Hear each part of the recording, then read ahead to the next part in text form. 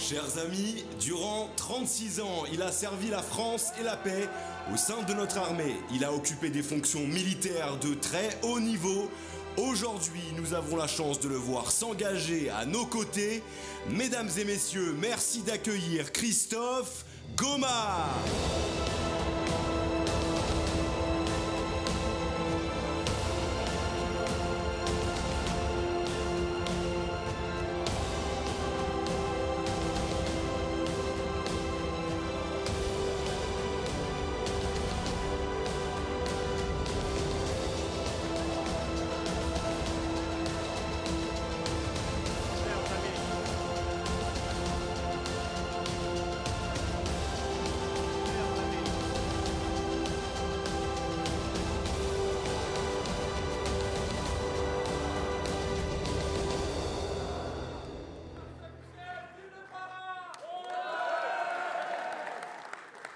Chers amis, l'homme qui se présente devant vous cet après-midi est un Français de passion, un Européen bien sûr, et un soldat qui a servi son pays pendant 36 ans.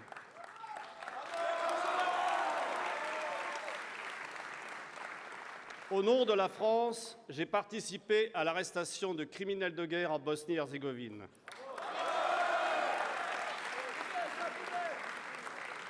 J'ai participé à la neutralisation de talibans en Afghanistan. J'ai participé à la libération du Mali de l'insurrection djihadiste. Et j'ai participé à la tête du renseignement militaire à confondre des terroristes responsables des attentats du 13 novembre 2015.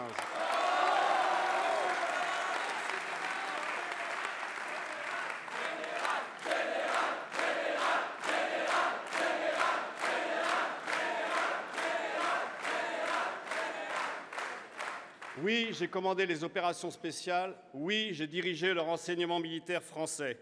Cet engagement au service des armées de la France, c'est la fierté de toute mon existence. Et je suis fier d'avoir porté l'uniforme pendant 36 ans. Fier, je le suis également d'avoir connu et commandé des militaires d'exception, dévoués à la patrie et à sa défense.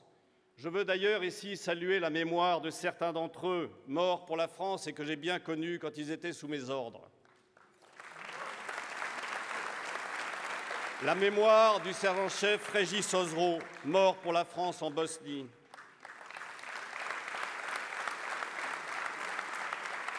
Du premier maître Loïc Lepage, mort pour la France en Afghanistan.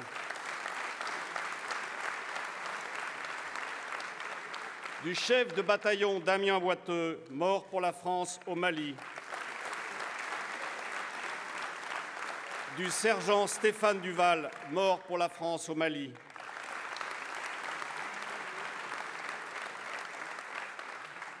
Avant tout, je veux saluer, et ce n'est pas de la politique, mais le devoir de tout Français, la mémoire des soldats qui sont tombés pour la France et saluer l'engagement de tous les hommes et de toutes les femmes qui ont servi, servent et serviront la France.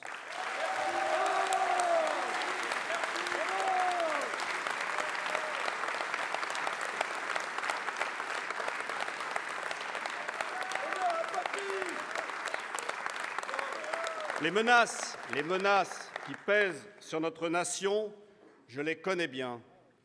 Je les ai vues et je les ai combattues.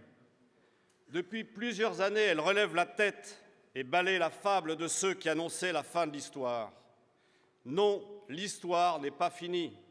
Le canon tonne de nouveau à nos portes et le monde est de plus en plus dangereux. Retour de la guerre en Europe, instabilité de l'Afrique, conflits au Proche-Orient, tensions en Indo-Pacifique, sans oublier le cancer du terrorisme international, comme encore hier à Moscou. Face à ces nouveaux périls, face au danger d'un monde qui se divise et où les affrontements se multiplient, l'Europe a le devoir de disposer des moyens d'assurer sa protection. C'est pourquoi nous devons continuer à soutenir l'Ukraine avec moins de mots, beaucoup moins de mots, mais plus de munitions.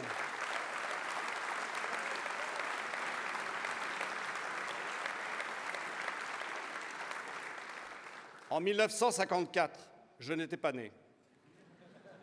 Néanmoins, en 1954, souvenons-nous qu'au milieu des débats sur la communauté européenne de défense, le général de Gaulle écrivait au général Bétoir, premier chef d'état-major de la France libre, ces quelques lignes que je veux vous citer. « Pour qu'il y ait une union, il faut que l'institution ait une âme, un corps et des membres. On ne peut bâtir qu'à partir des nations. Oui, on ne peut bâtir l'Europe qu'à partir des nations. »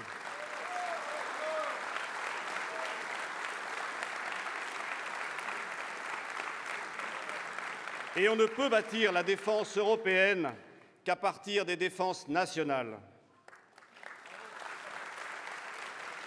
Dès lors, le réarmement de chaque pays est un devoir. Ce n'est pas être belliciste que de dire cela, c'est être réaliste. C'est aussi vieux que l'Europe. Si vis pacem parabellum, si tu veux la paix, prépare la guerre.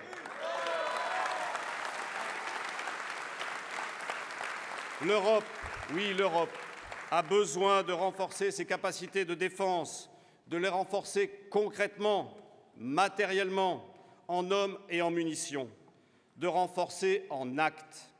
Tout le contraire du réarmement que certains nous proposent sans jamais mobiliser d'autres armées que celles des communicants, qui ne savent faire la guerre qu'avec des mots, et des photos.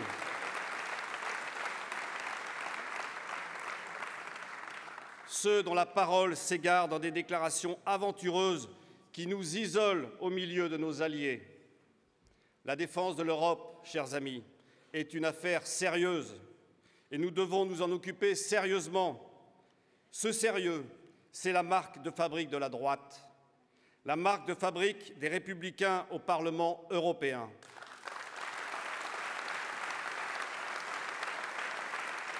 C'est la marque de fabrique de notre ami, de notre tête de liste, François-Xavier Bellamy.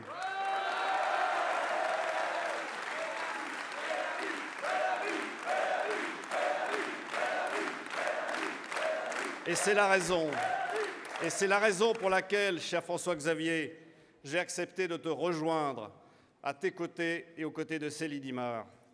Cher François-Xavier, dans ce combat pour la France et pour l'Europe que tu mènes si courageusement, je suis honoré de ta confiance et de la confiance de notre président, Éric Ciotti.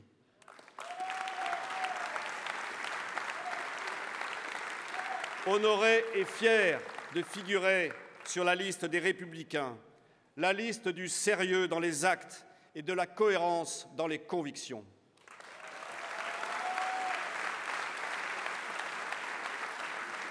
Ensemble, nous portons la nécessité d'une France forte au sein d'une Europe forte, d'une France souveraine au sein d'une Europe forte.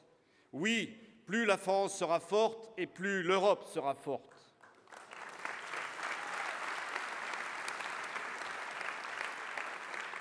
L'armée française, dont je suis issu, a le devoir d'être la pièce maîtresse de la défense européenne. C'est aujourd'hui une armée opérationnelle qui a payé le prix du sang, mais qui doit gagner en masse et en volume. Nous devons investir dans notre armée, sans perdre de temps, sans atermoiement. Nous sommes demeurés durant trop d'années addicts à la protection militaire des États-Unis. Nous avons trop longtemps souscrit à l'illusion de la Pax Americana qui nous permettait de nous démilitariser, d'empocher ainsi des dividendes de la paix qui n'existent pas. Ce fut une erreur. Oui, ce fut une erreur. Nous avons eu la chance de vivre pendant 75 ans en paix. Et aujourd'hui, si nous sommes attachés à l'Alliance atlantique, nous voulons être des alliés et non des obligés.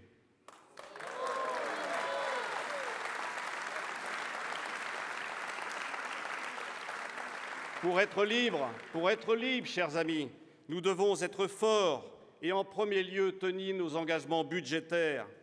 Sur les 22 pays de l'UE membres de l'OTAN, 10 pays seulement tiennent l'engagement des 2% de PIB consacrés à la défense.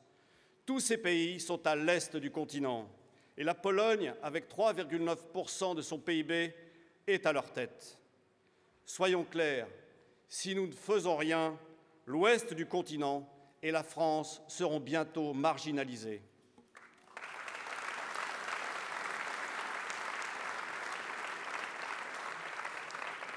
Nous avons donc un effort essentiel à mener, non seulement pour atteindre les 2%, mais pour nous diriger au plus vite vers l'objectif des 3%. Ce doit être une exigence pour la France et pour tous les pays d'Europe. Au sein de l'Alliance atlantique, l'Europe doit constituer un pilier solide, fiable et autonome. Et au sein de l'Europe, la France doit être le pays modèle.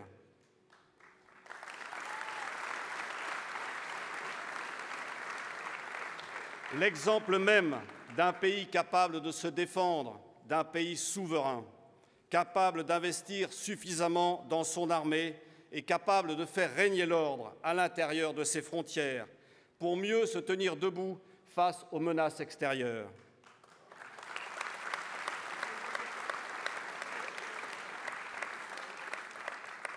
En tant qu'ancien militaire, je le sais, pour que la France soit forte, elle doit être respectée à l'international et sur son propre territoire.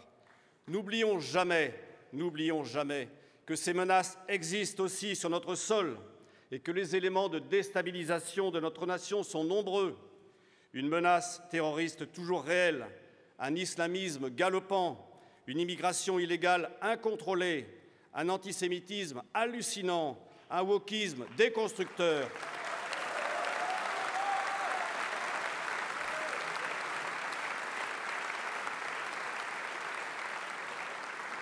Un niveau d'insécurité et de violence en augmentation, un trafic d'armes et de drogue qui s'empare de quartiers entiers.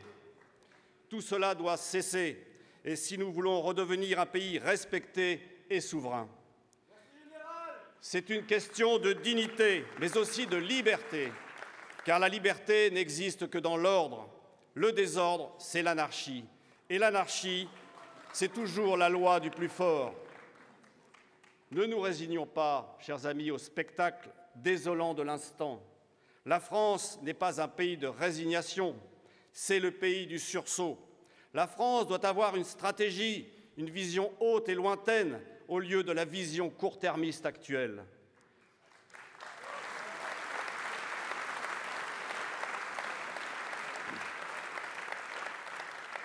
Nous n'oublions pas que nous sommes toujours la France de Bayard, la France de Turenne, la France de Napoléon et bien sûr du général de Gaulle.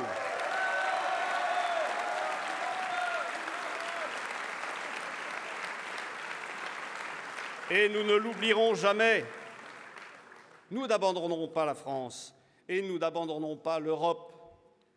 Nous n'abandonnerons pas l'héritage que nous avons reçu, ni l'avenir auquel nous avons droit et auquel nos enfants et petits-enfants ont droit. Nous n'abandonnerons pas les principes qui ont tant fait pour la grandeur de ce pays. Ces principes, ce sont les nôtres. Ces principes, ce sont ceux de la droite. La droite se bat pour défendre les intérêts de la France.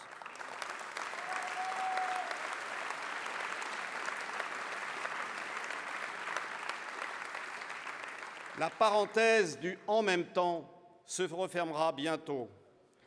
Et la France aura besoin de la droite. Oui, cette parenthèse se fermera bientôt grâce à vous, grâce à nous tous.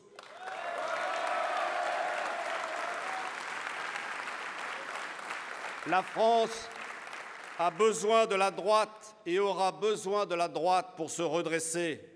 Grâce à vous, nous y serons prêts. Grâce à vous, la droite sera prête. Grâce à vous, la droite revient. Et elle reviendra dès ce 9 juin, grâce à la liste des Républicains, grâce à la liste menée par François-Xavier Bellamy.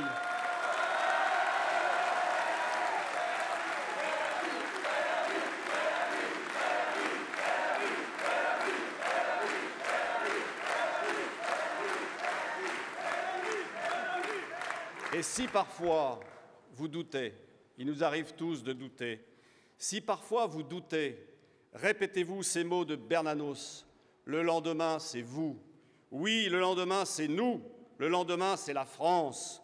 La force et la dignité de la France, ce sont les premières garanties de l'Europe. Alors, ensemble, nous irons au-delà du possible, car au-delà du possible, rien n'est impossible. Vive l'Europe et vive la France.